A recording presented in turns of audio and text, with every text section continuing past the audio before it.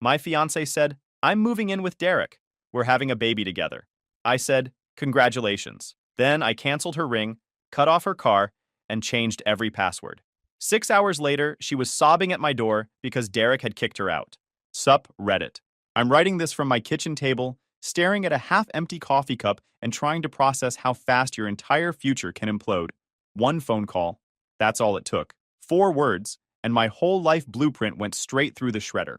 20 seconds of conversation and 3 years of building something real just evaporated like morning fog. I'm Nathan, 36 male, and this is the story of how my fiance of 8 months thought she could blow up our life and still keep her lifestyle. Spoiler alert, she was very, very wrong. Some background first, because context matters here. I work in commercial real estate development in Northern Virginia. Started as an assistant to a property manager right out of college at 22, spending years learning every aspect of the business from the ground up. While my buddies were out partying on weekends, I was studying for my broker's license and building relationships with contractors and investors. Most people thought I was boring. I thought I was building a foundation. The early years were brutal, honestly. Entry-level pay, long hours, lots of grunt work nobody else wanted to do. I was the guy who showed up early to unlock properties for inspections, stayed late to reconcile spreadsheets, and volunteered for every project nobody else wanted.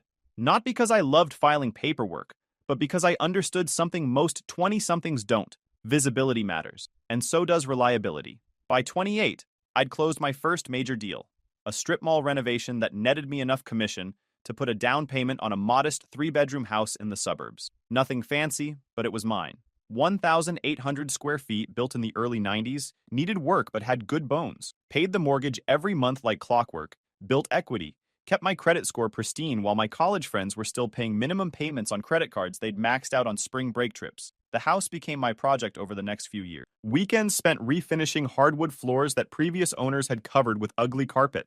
Updating the kitchen with new countertops and fixtures, I installed myself after watching about 50 YouTube tutorials. Landscaping the backyard from an overgrown jungle into something that actually looked intentional. Turned a dated cookie cutter into something actually worth looking at. Real estate guy living in a house that proves he knows what he's doing. Makes sense, right? By 32, I'd moved into commercial development full-time, working with investors on larger projects, managing construction timelines, negotiating leases for retail spaces and small office buildings. Not glamorous work. Nobody's making movies about guys who review zoning permits, but steady and profitable. I cleared about $95,000 last year after expenses, had a healthy 401k that I'd been maxing out since I was 25, 0 credit card debt, and a house that had appreciated about 40% since I bought it. The point is, I built something real. Brick by brick, year by year, sacrifice by sacrifice. I didn't inherit anything, didn't get lucky, didn't have rich parents bankrolling my mistakes. Everything I had, I earned. That context matters for what comes next. I met Emma, 31 female, through a mutual friend named Jake at a neighborhood block party 3 summers ago. Jake worked at a local gym. We'd become friends through a weekend basketball league, and Emma was one of the fitness instructors at the same place. She taught spin classes and some kind of dance cardio hybrid that I never quite understood, but she had this energy about her, this laugh that made you want to keep talking just to hear it again. She was wearing this yellow sundress that afternoon, hair pulled back in a messy ponytail, arguing with someone about the best pizza place in the area. I disagreed with her opinion, loudly, and somehow that turned into a 2-hour conversation that ended with me getting her number. We clicked immediately. On our first date, she told me she was tired of dating guys who still had roommates at 30 and thought financial planning meant checking their bank balance before ordering at Chipotle. She'd had a string of relationships with what she called projects, guys with potential who never quite figured their lives out. She was ready for someone stable, someone real. I fit the bill, apparently. She thought it was attractive that I owned a home, could actually cook a meal that didn't come from a microwave, and had a retirement account that wasn't just a suggestion. "You're like a real adult," she told me on our third date, like it was this rare and exotic quality. It's honestly kind of refreshing. Dating Emma felt real from the start. We talked about the future like it was a given. She started leaving stuff at my place. First a toothbrush, then a drawer of clothes, then half a closet.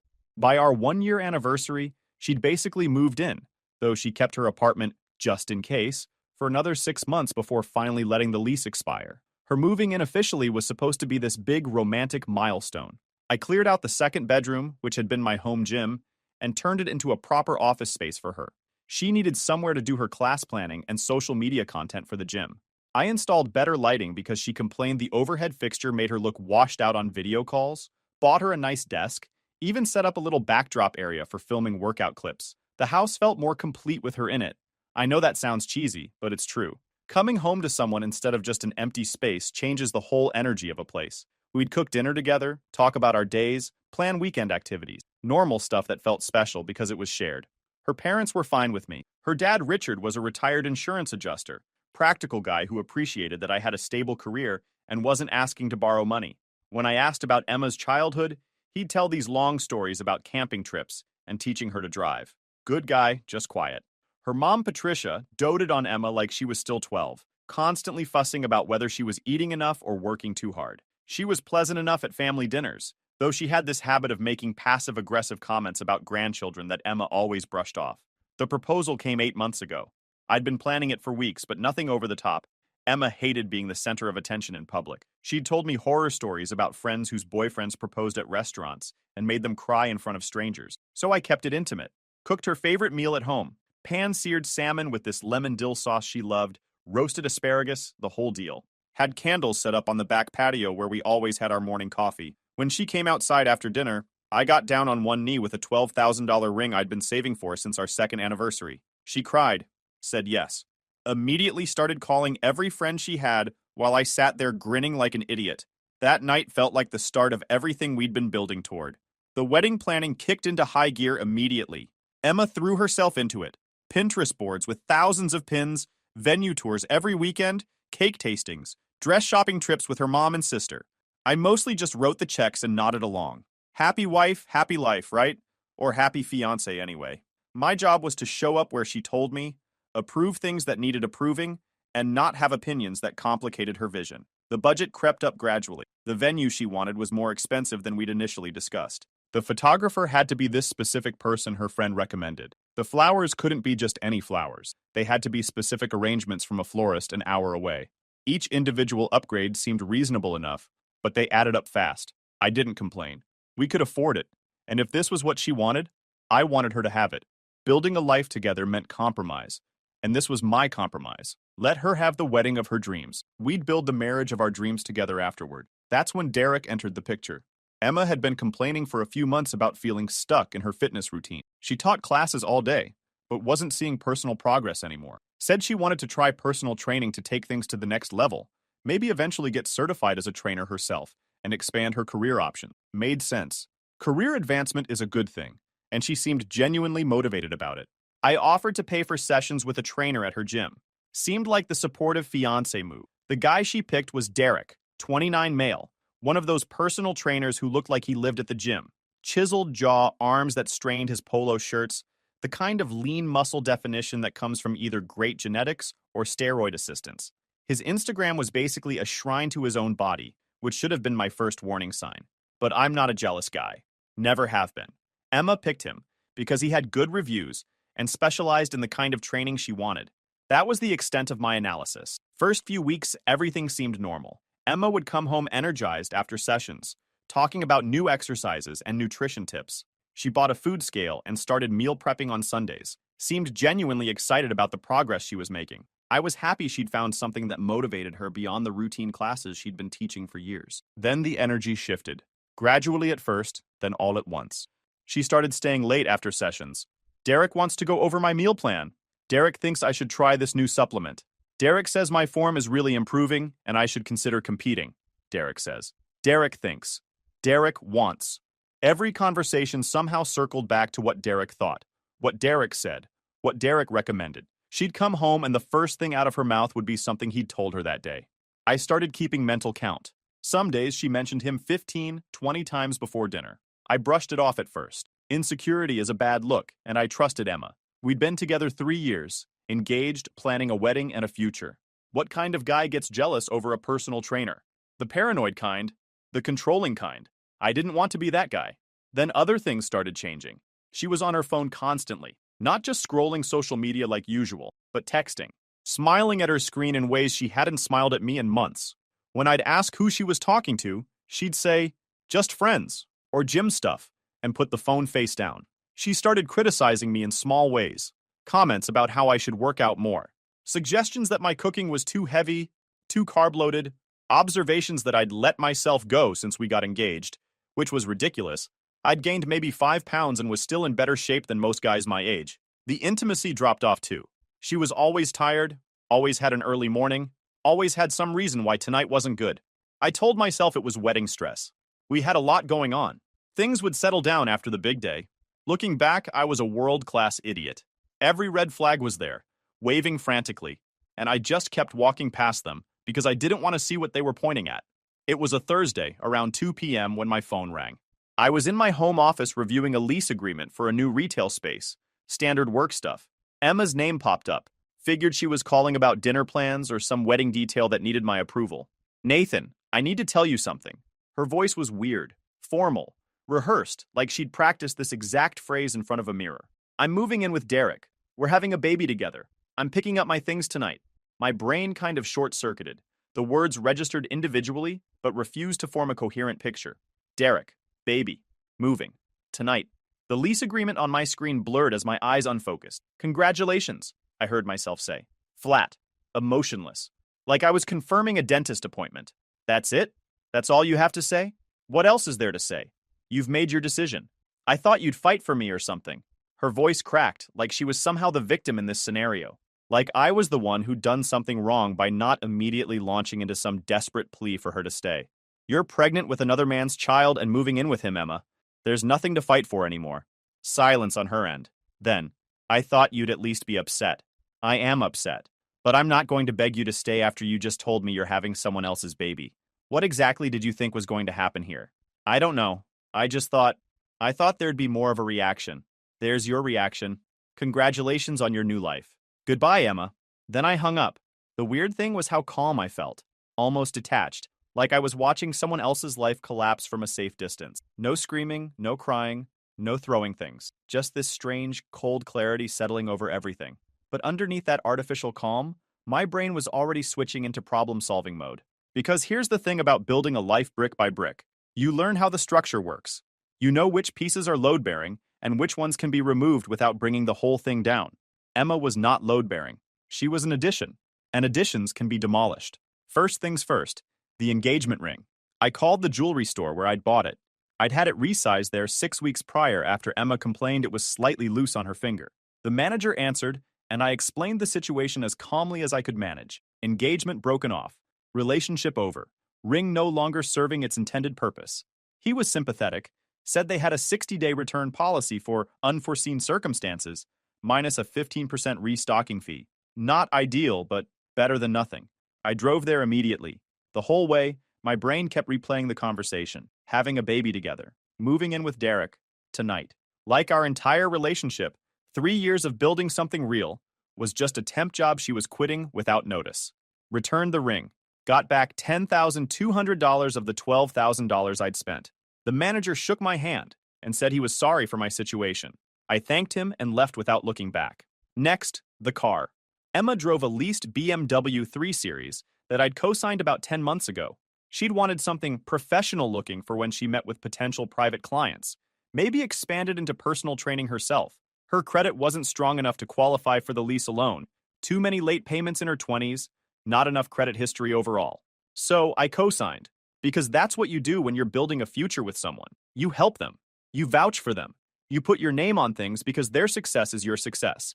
The monthly payments came out of my account automatically. $420 a month, straight from checking.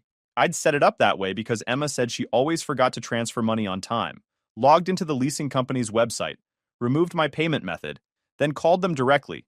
Automated systems only get you so far, and explained that I needed to remove myself as co-signer effective immediately. The representative was polite but clear.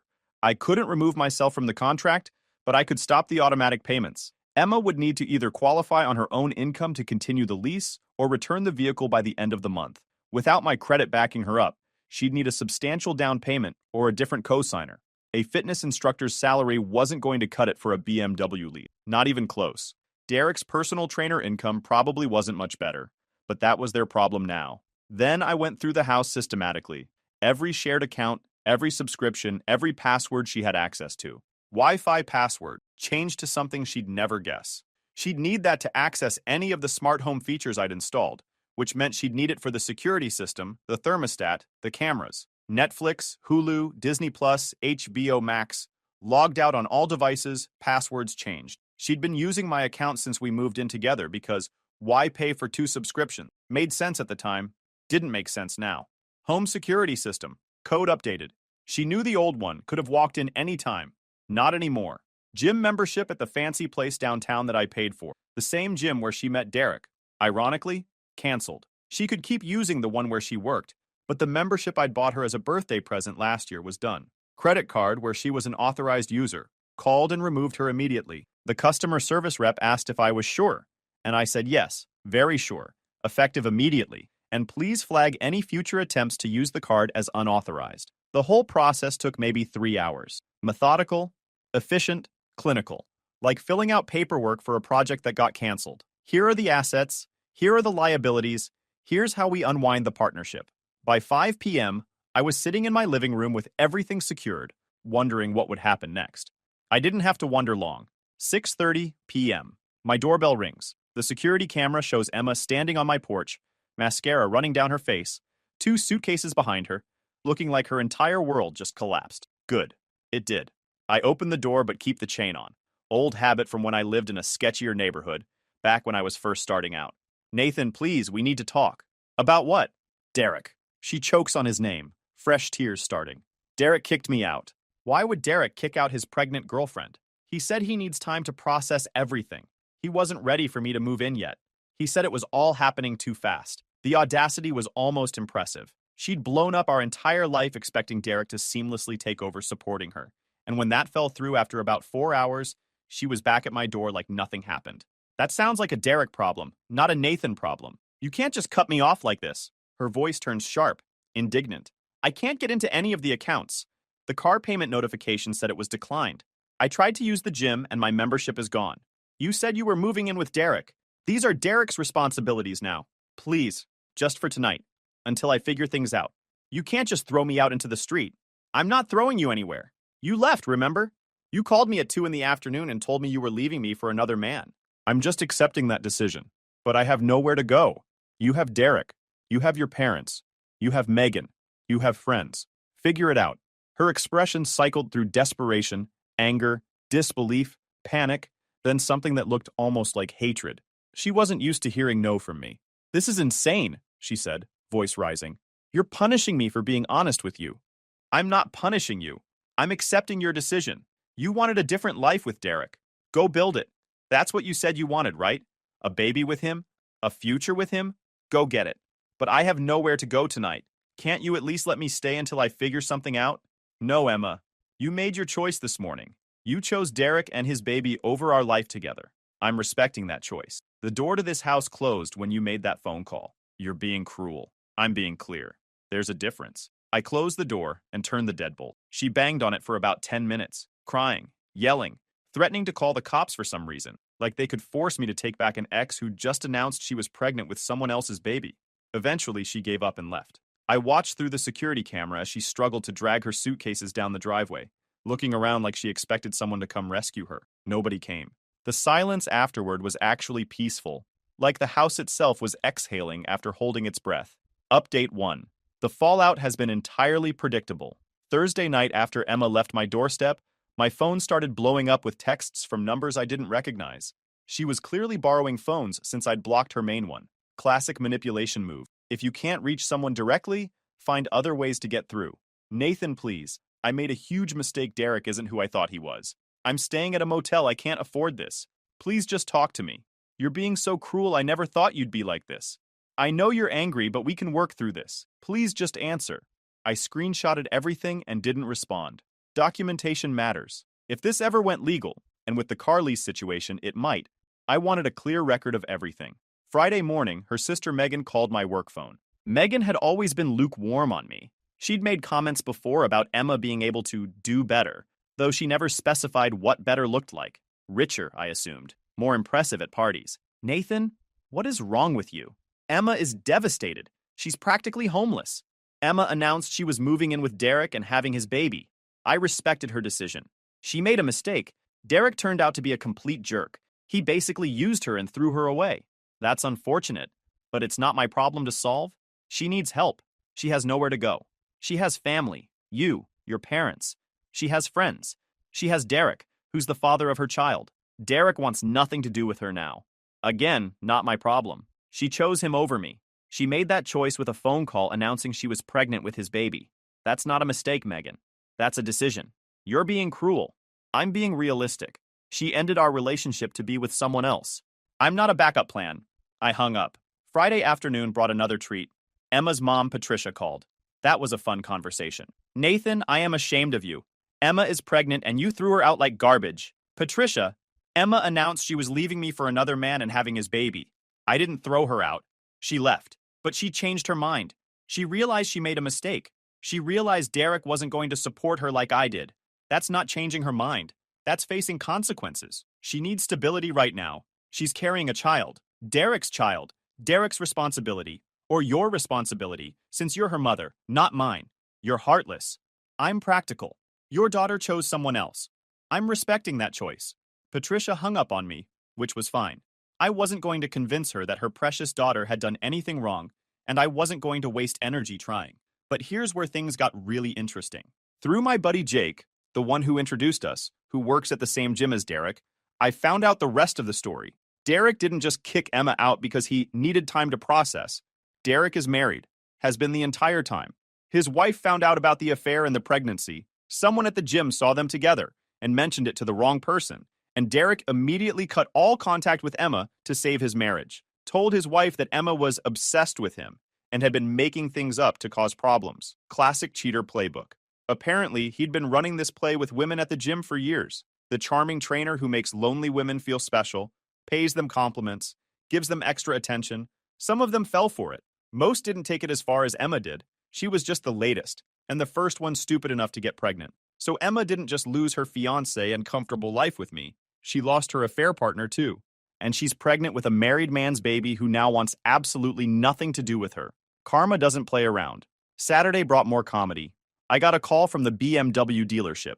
Not the leasing company, the actual dealer where she'd gotten the car. Emma had apparently shown up there trying to explain the situation, hoping they'd work with her on the payments. They told her exactly what I already knew. Without a co-signer with good credit, she doesn't qualify for the lease on her own. She has until the end of the month to return the car or face repossession. There's no payment plan, no extension, no negotiation. She either comes up with a new co-signer or she loses the car. A fitness instructor's income wasn't going to cut it. Neither was Derek's, and he wasn't about to co-sign anything for the woman threatening to blow up his marriage. Emma's social media became a goldmine of passive-aggressive content. She started posting cryptic things about learning who people really are, and fake love showing its true colors, and being abandoned when you need support most. A few mutual friends reached out asking what happened. I told them the simple truth. She left me for someone else. It didn't work out. Now she's dealing with the consequences. Most people got it. The ones who didn't weren't really my friends anyway. I spent the weekend cleaning out the last of her stuff from the house. Things she didn't grab in her rushed packing Thursday night. Clothes in the back of the closet. Toiletries under the bathroom sink. Random items accumulated over a year of living together. Boxed it all up. Labeled it clearly. If she wants it, she can arrange pickup. I'm not delivering anything. The house feels different now. Cleaner. Like something that was off balance finally settled into place. Update 2. The harassment campaign has officially begun. Monday morning, I found a letter in my mailbox. Handwritten, 4 pages from Emma. The emotional manipulation was so thick you could spread it on toast. The highlights, she was confused. Derek manipulated her. She didn't realize what she had until it was gone. She's willing to work through this if I just give her another chance. She knows she made a mistake, and she's not the same person who made that phone call last week. 1 week. She's supposedly a completely different person after 1 week. The kicker came at the end. I don't understand how you could betray me like this after everything we meant to each other. The betrayal. Her word, not mine. She got pregnant by her personal trainer, announced she was leaving me to move in with him, and I betrayed her by not continuing to fund her lifestyle afterward. The logic was genuinely impressive in its audacity. I showed the letter to my buddy Kevin over lunch. He nearly choked on his sandwich laughing. She wants you to pay her bills after she left you for another guy? And she called it your betrayal? Apparently, I'm supposed to be her safety net indefinitely, like a financial insurance policy with romantic obligations attached. Save this letter. If she escalates, this shows her mindset clearly. Smart advice. I put it in a folder with the screenshots of her texts. Tuesday brought the financial reality crashing down harder. I got a call from my bank. Emma had tried to use the credit card I'd canceled multiple times at different stores. The bank flagged it as potential fraud until I explained the situation. I called the credit card company, confirmed she was no longer an authorized user, and asked them to note that any future attempts to use the card were unauthorized. If she tried again, it could technically be considered fraud. I doubted she'd be that stupid, but then again, I doubted a lot of things about her that turned out to be wrong. Wednesday brought the family intervention. Emma's parents showed up at my house unannounced. I watched them through my security camera for a few minutes before answering. Richard looked uncomfortable but determined. Patricia looked ready for a fight. "Nathan, we need to talk," Richard said when I opened the door. "About what?" "Emma made a mistake, but you can't just cut her off completely." "Richard, she didn't make a mistake. She made a calculated decision to leave me for another man. The fact that it didn't work out doesn't make it my responsibility to fix. She's pregnant. She needs support. Derek's baby. Derek's support. Or your support, not mine. Derek is married. He was using her. That's something she should have figured out before leaving me for him. Or better yet, before sleeping with him in the first place." Patricia jumped in, voice sharp. "Look, we know she messed up, but..." "There's no but, Patricia. She chose Derek. I'm respecting that choice. She made adult decisions. These are adult consequences. I'm not going to subsidize her affair because it didn't work out the way she planned." They tried for another 20 minutes. Guilt trips about how I was better than this. Logical arguments about how Emma needed stability during her pregnancy. Even vague threats about doing the right thing and not making this harder than it needs to be. I stayed calm, stuck to the facts. Eventually, they left. Richard looking defeated and Patricia looking furious. Not my problem. Thursday was when things got genuinely pathetic. Emma showed up at my gym. Not the fancy place where she met Derek. The regular gym I've been going to for years, in a strip mall near my office. She must have remembered me mentioning it. She cornered me by the free weights while I was mid-set. "Nathan, please, just listen to me for 5 minutes." I set down the weights. "You have 3 minutes. Clock's ticking.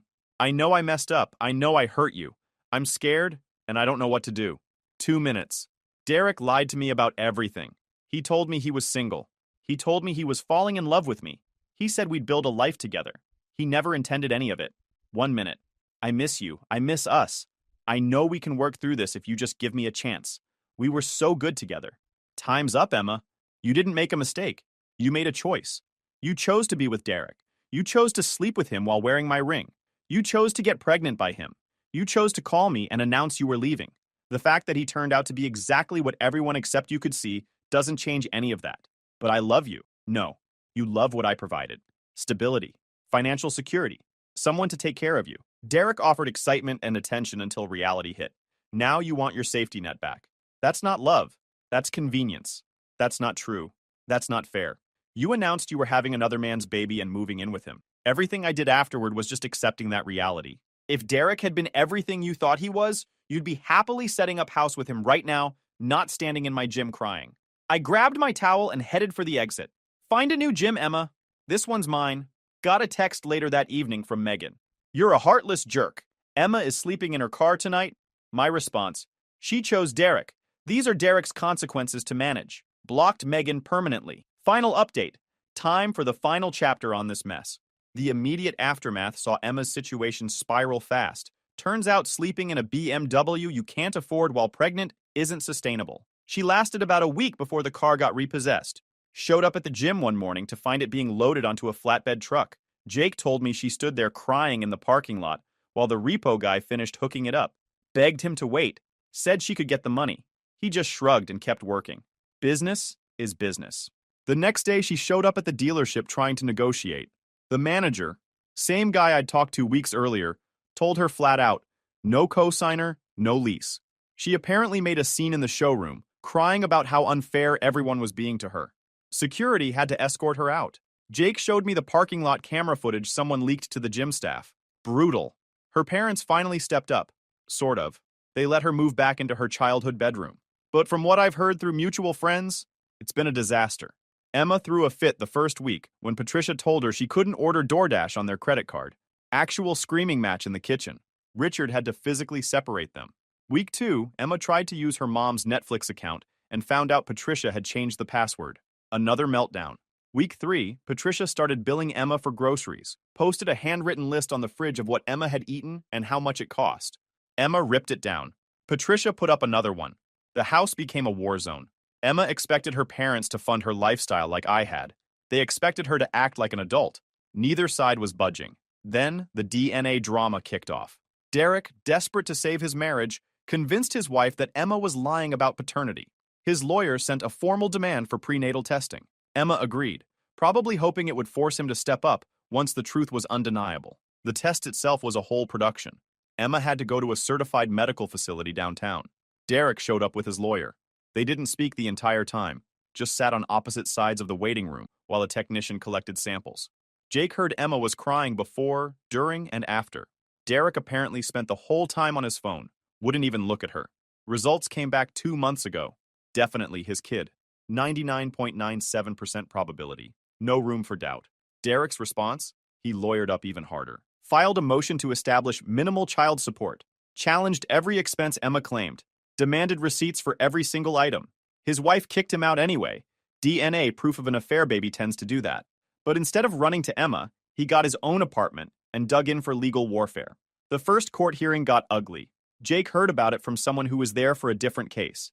Derek's lawyer tried to argue that Emma had pursued him aggressively and that he shouldn't be held fully responsible. The judge shut that down immediately, set temporary support at $400 a month pending final determination. Derek filed an appeal the next day. Here's where it gets really good. About 6 weeks ago, Derek's wife showed up at Emma's parents' house. I got this secondhand from Jake, who heard it from someone at the gym. Apparently Derek's wife, her name's Michelle, knocked on the door at 8 a.m. on a Saturday. Patricia answered. Michelle introduced herself, walked right past Patricia into the living room, and waited for Emma to come downstairs. When Emma appeared, Michelle didn't yell, didn't cry, just laid out the facts in a calm, clear voice. My husband has been sleeping with women from that gym for 6 years. You're the 4th one I know about. You're the first one stupid enough to get pregnant. He's not leaving me for you. He's not going to be a father to that baby. And if you think you're getting anything more than court-ordered minimums, you're delusional. Then she turned to Patricia and said, You raised her. This is what you got. And walked out. Emma apparently had a complete meltdown, threw things, screamed at her mother, had to be talked down by her dad. She's been on bed rest ever since because her blood pressure spiked so bad the doctor got concerned about the pregnancy. Meanwhile, Derek got fired from the gym. Turns out when your wife shows up and makes a scene about your affairs with clients, management decides you're a liability. Last I heard, he's working at some warehouse and fighting Emma on every single child support calculation. So now Emma is facing single motherhood with no job. The gym let her go too because of all the drama, living with parents who can barely look at her, and a baby daddy who treats her like a line item to minimize. Last week, Megan tried one more approach. Found my coworker's email and asked if I'd be willing to help Emma for old time's sake. Maybe contribute to baby expenses since I used to care about her. My response, Emma chose Derek to be her baby's father. These are Derek's expenses. That was the last I heard from that family. As for me, I've been busy. Landed 2 major development projects, a mixed-use complex downtown and a retail renovation in the suburbs. Got promoted to senior project manager with a 15% raise. Bought a new truck. Started renovating the master bathroom I'd been putting off for years. 6 weeks ago, I met Rachel at a networking event. 33-year-old architect. Smart. Independent. Pays her own bills. We've been dating since. Last Saturday, Rachel and I were at the farmer's market downtown when I spotted Emma across the way. Very pregnant now, standing alone by a vegetable stand, looking at prices and putting things back. Rachel noticed me looking. Someone you know? Used to. Emma looked up and saw me. Saw Rachel next to me. Saw Rachel's hand in mine. I watched her face cycle through about 5 emotions in 3 seconds. Then she turned and walked the other direction, fast as a pregnant woman can move. Rachel squeezed my hand. Ex?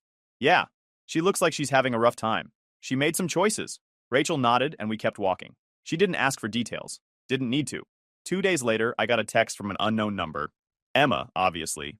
I saw you at the market. You looked happy. I hope she knows what she has. I didn't. I'm sorry, Nathan. For everything. I read it once.